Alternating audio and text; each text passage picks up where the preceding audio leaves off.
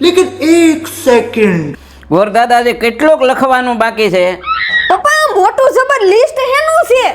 આ દિવાળીના લક્ષ્મી પૂજાનું સામાનનું લિસ્ટ છે. હાલે હું કઈ નથી જવાની, આ સામાન ગોતવામાં આગલી દિવાળી આવી જાહે. આ લિસ્ટ ને ફાડી નાખ અને સીતારામ પૂજા ઘરમાં ઉપર જા. આપ દેખ તું.